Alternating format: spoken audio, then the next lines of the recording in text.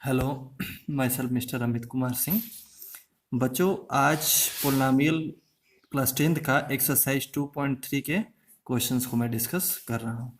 तो यहाँ पे क्वेश्चन दिया है कि divide the polynomial px by the polynomial gx and find the quotient and the remainder.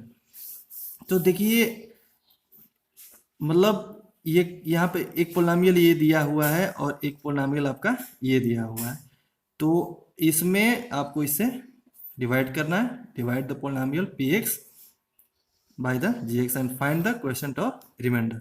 तो सबसे पहले एक छोटा सा एग्जांपल मैं देता हूँ। जैसे यहाँ पे मान लीजिए आप 9 लिखिए और 9 में आप 2 से भगा दीजिए, तो 2 4 जा 8। तो इसमें ये वाला जो हिस्सा होता है वो आपका डिविडेंड होता है, और ये वाला हिस्सा जो है आपका क्वोशिएंट होता है, और ये वाला जो हिस्सा आपका डिवाइजर होता है, और ये वाला हिस्सा आपका रिमाइंडर होता है।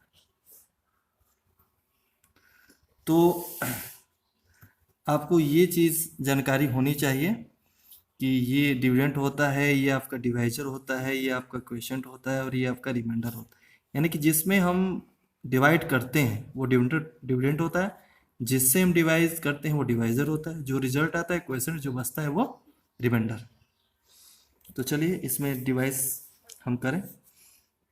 तो डिवाइड करने का बहुत ही सिंपल सा तरीका है कि आप पोलिनोमियल को लिख लीजिए। यहाँ से पहली बात को, कोई भी पोलिनोमियल लिखने का बहुत सही तरीका होता है कि उसकी जो पावर है ना वो डिसेंडिंग ऑर्डर में लिखिए। यहाँ देखिए 3 2 1, ये ठीक है, ये भी ठीक है। पावर को डिसेंडिंग, जो भी वेरिएबल का पावर होता है उसका डिसेंडिंग ऑर्डर में आप लिखेंगे तो आपका कैलकुलेशन इजी रहेगा, और यही तरीका भी होता है।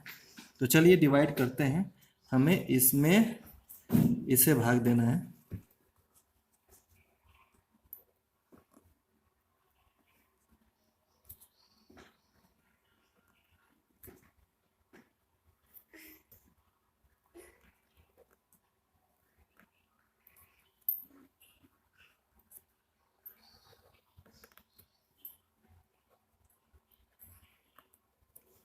अब देखिए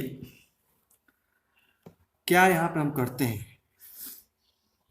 ये आपका क्वेश्चन है x³ minus 3x² plus 5x minus 3 और x² माइनस 2 से इसमें भाग देना। तो सबसे पहले आप देखिए कि इसमें सबसे मैक्सिमम पावर क्या है।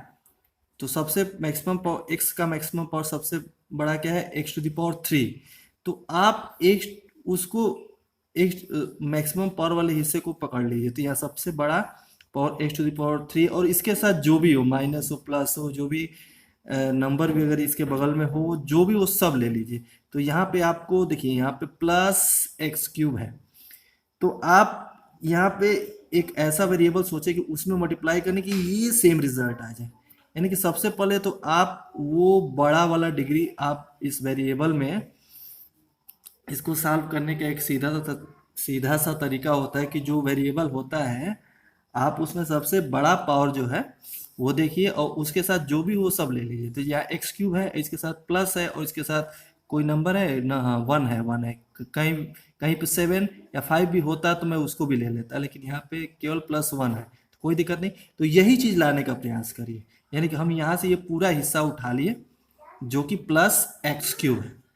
तो अब यही चीज आप लाने का प्रयास करें, तो केवल इसको लाने का प्रयास करें, और यही ला के फिर घटा दिया जाता है, तो ये चीज कैंसिल होके सॉल्व होने लगता है।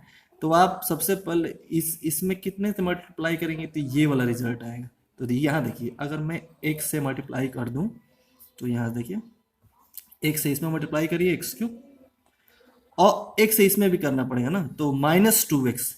अब देखिए इस -2x, तो -2x कहीं नहीं लिख देंगे। ये देखिए 5x है तो लाइक टर्म्स है ना, तो -2x यहाँ लिख देंगे। अब आप इसको घटाएंगे तो साइन चेंज होगा, ये प्लस है तो ये माइनस, ये माइनस है तो ये प्लस, ये चीज अब कैंसिल होगा। अब जो बचा हुआ है उसको उतारिए, अब ये देखिए ये साइन एक्टिवेट है, ये साइन को आप भूल जाइए, तो प्लस 5x प्लस 2x, तो plus 7x minus 3। Same process फिर अपनाएंगे। आप फिर से सोचिए कि इसमें मैक्सिमम पावर कितना है, एक्स स्क्वायर, इसके साथ क्या जुड़ा हुआ है, -3x², तो ये पूरा उठा लीजिए, -3x², और इसमें क्या मल्टीप्लाई करेंगे ये मुझे मिल जाए। यानी कि हर एक एक्सप्रेशन में मेरा एक ही टारगेट है कि जो भी मैक्सिमम पावर है उसको लेते हैं, उसके बगल में जो भी होता है उस सबको उठा लेते हैं और वही लाने का प्रयास करते हैं। तो यहाँ से -3x² है, तो इसमें देखिए अगर मैं -3 से गुणा कर दूं इसमें, तो ये मुझे -3x² मिल जाएगा, और -3 से -2 में करूँ तो +6, तो इसको कांस्टेंट के नीचे, लाइक टर्म्स के नीचे लिखा जाता है। अब इसको घटाइए, ये कैंसिल, उतारें, ये 7x, और ये देखिए -3 और -6, तो यहाँ पे आके हम रुक गए। तो आपका क्वेश्चन जो है x-3 मिला और रिमाइंडर 7x-9। अब देखिए यहाँ पे भी एक पॉइंट उठता है कि रिमाइंडर कहाँ पे स्टॉपेज करें, तो रिमाइंडर या तो 0 आ जाए वहाँ रोक दीजिए, और नहीं तो डिवाइजर की जो भी डिग्री है उससे इसकी डिग्री कम होनी चाहिए। यहाँ देखिए डिवाइजर का जो डिग्री है वो 2 है, पावर 2 है, और यहाँ पे देखिए वेरिएबल का पावर x है, यानी कि ये इससे छोटा होना चाहिए, या तो 0 होना चाहिए तो छोटा होना चाहिए, वहीं पे आप इसका स्टॉपेज लगा देंगे। तो आप यहाँ से आप लिख लीजिए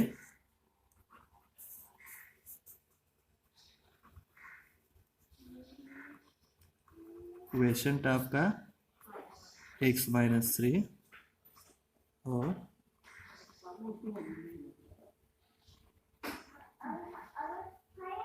रिमाइंडर आपका